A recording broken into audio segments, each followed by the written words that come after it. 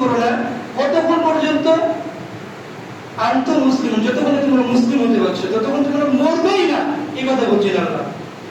তাহলে আমরা যদি আল্লাহকে যথাযথ ভয় করতে পারি তাহলে আমাদের মুসলিম হিসেবে মৃত্যু হবে। আর যদি আমরা আল্লাহকে ওইভাবে ভয় করতে না পারি যেভাবে ভয়ের দাবি আল্লাহ করেছেন, তাহলে আমরা মুসলিম হতে পারবো না। তো আরেক জায়গায় আল্লাহ বলছেন ইয়া আইয়ুহাল্লাযীনা আমানু তাকুল্লাহ ওয়া তানজুর নাফসুন মা কদ্দামাত লিগাদ। ওহে ঈমানদারেরা, তোমরা আল্লাহকে ভয় করো এবং তোমরা দেখো, নজর দিয়ে একটু চোখ মিলে দেখো, একটু চিন্তা করে দেখো তোমরা আগামী কালের জন্য কি অগ্রিম পাঠিয়েছো আল্লাহর কাছে, সেটা একবার দেখো। ওয়াত্তাকুল্লাহ, এবং আল্লাহকে ভয় করো। ইন্নাল্লাহা খাবিরুম বিমা তা'মালুন, নিশ্চয় আল্লাহ তোমরা যে কাজ করছো দুনিয়ায়, কি কাজ করছো, কোন ধরনের কাজ করছো, সব খবর আল্লাহ রাখে। সুতরাং আল্লাহ থেকে আমরা কেউ আড়াল করতে পারবো না নিজেদেরকে। তাই আমাদেরকে ভেবে দেখা উচিত আমরা আগামীকালের জন্য কি প্রেরণ করছি। যদি আমরা আগামীকালের জন্য অগ্রিম কিছু প্রেরণ করতে পারি তাহলে আমাদের কোনো উৎকণ্ঠা থাকবে না। একটা ছোট এক্সাম্পল দিই।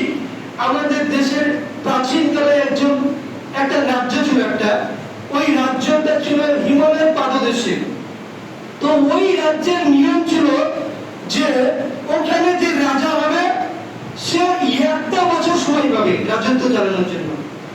তারপরে তার 1 বছর মেয়াদ শেষ হয়ে গেলে তাকে সুন্দর পোশাক করে হাতির উপর চাপিয়ে তাকে রাজ্যময় ঘুরিয়ে নিয়ে বেড়ে তাকে পাঠিয়ে দিতে হবে দ্বীপান্তরে, এমন একটা দ্বীপ যেখানে কোনো মানুষ বাস করে না, জীবজন্তুরা থাকে, সেখানে পাঠিয়ে দেওয়া হবে, সেখানে তাকে জীবজন্তুরা খেয়ে ফেলবে। এই ছিল নিয়ম কানুন। তো এইরকম নিয়ম কানুন চলতে চলতে একটা রাজাকে তার মেয়াদ শেষে তাকে সমুদ্র পাড়ে আন্দামান নিকোবর দ্বীপপুঞ্জ একটা দ্বীপ আছে, এরকম একটা দ্বীপে তাকে রেখে আসা হচ্ছিল। তো এমন এক নির্জন এলাকা যেখানে কোনো মানুষেরা থাকে না, শুধুই বন্য জন্তুরা থাকে, বাঘ, ভাল্লুক, সিংহ, এরা, হাতি, এর সমস্ত প্রাণীরা। তো এরকম জায়গায় তাকে রেখে আসা হচ্ছিল। আসার পথে তাদের নতুন যে রাজা হবে সেটা তারা নির্ধারণ করছিল। করতে করতেই সমুদ্র পথে এসে দেখছে একজন যুবক, তরতাজা যুবক, 30 বছর বয়স হবে, এরকম একটা যুবক নৌকাডুবি ঘটনা ঘটে সমুদ্রে ডুবে যাচ্ছে। তো নৌকার একটা পাটাতন তক্তার উপর সে নিজের জীবন বাঁচানোর চেষ্টা করছে, ওই তক্তার বেঁচে। তো তাকে তারা দেখলো, দেখে তাকে তারা বাঁচালো, নিয়ে এসে বললো তুমি তো বেঁচেছো, তুমি যুবক, তো আমাদের দেশের এখন নতুন রাজার দরকার, তাহলে তুমি আমাদের দেশের নতুন রাজা হয়ে যাও। তো তাকে নতুন রাজা বানানো হবে। তার আগে তাকে আগে বলা হচ্ছিল যে এই দেশের রাজার নিয়ম হবে এই করতে হয়, জানো, বলে দিল যে 1 বছর মেয়াদ কাল শেষে তাকে আবার সমুদ্রের দিকে পাঠিয়ে দেওয়া হবে। তো সবকিছু শোনার পর আগে রাজা হতে চাচ্ছিল না, শেষ মেসে রাজা হওয়ার পর সে বিষয়টা জানার পর কি করলো, রাজা হওয়ার 1 সপ্তাহ পরে সে কি করলো, তার কয়েকজন রাজা মন্ত্রীকে তারা তলব করলো এবং কয়েকজনকে নিয়ে চলো যেখানে আমাকে পাঠানো হবে সেই জায়গাটা আমাকে দেখানো হলো। তাকে সমুদ্রে নিয়ে যাওয়া হলো। সমুদ্রে গিয়ে দেখছে ভয়ানক চিত্র, বন জঙ্গলে শুধু সিংহ, বাঘ, এরকম চিত্র। আর একটু গিয়ে দেখছে যে সমস্ত রাজারা বিগত হয়ে গেছে, তাদের কঙ্কাল পড়ে আছে, মাথায় হাড্ডি পড়ে আছে, দেখিয়ে তো তার অবাক দিয়ে বলছে এই কিছু দেখিয়েছে।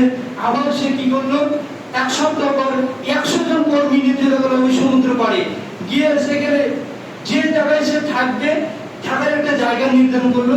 ওই জায়গাটা সাফ করে পরিষ্কার করে আবার কিছু কর্মচারী নিয়ে গিয়ে এখানে একটা জায়গায় গরুর ফার্ম করলো, ছাগলের ফার্ম, মুরগির ফার্ম, এরকম যেগুলো প্রয়োজন সমস্ত কিছু সাজিয়ে ফেললো। ও জানে 1 বছর পর তাকে চলে যেতে হবে, তার জন্য আগে প্রস্তুতি নিয়ে ও সমুদ্রের জায়গায় যেখানে থাকতে হবে তাকে সুন্দর করে সাজিয়ে ফেললো। নয়নবিরাম অসাধারণ জায়গা তৈরি করে নিয়ে 9 মাস বাকি আছে, তখন বলছে আমার তো সময় হয়ে আসছে প্রায়, তো আপনারা আমাকে পাঠিয়ে দেন, ওখানে সমুদ্রে যেখানে যেতে হবে এইরকম বলছে, না না তোমার 9 মাস হয়েছে, এখন 3 মাস বাকি, তোমার বছর পর্যন্ত তোমাকে ভাবতে হবে না, আগে বাড়িয়ে দেবো, ঠিক টাইম বাড়িয়ে দেবো। তো বছর যখন পুজিয়ে গেল তার, তখন তাকে সুন্দর পোশাক করে হাতির উপর চাপিয়ে, রেশমের পোশাক, এই সুন্দর পোশাক করে হাতির উপর চাপিয়ে তাকে দেশময় ঘুরে নিয়ে বেড়াচ্ছে। আর সবাইকে দেখছে আর হাত ইয়ে দিচ্ছে, সবাইকে হাতের ইশারা করছে, মুচকি হাসি দিচ্ছে। ঘটনা দিকে হচ্ছে কি, এতদিন রাজাকারা যাওয়ার সময় কান্ত, চোখে পানিতে সব ভিজে যেত, সবকিছু জামা কাপড় ভিজে যেত, এত ভয় পেয়ে না থাকতো। এবার কে যে হাসছে, ঘটনা কি? তো বলছে আপনি বলুন তো কি ব্যাপার ঘটনাটা?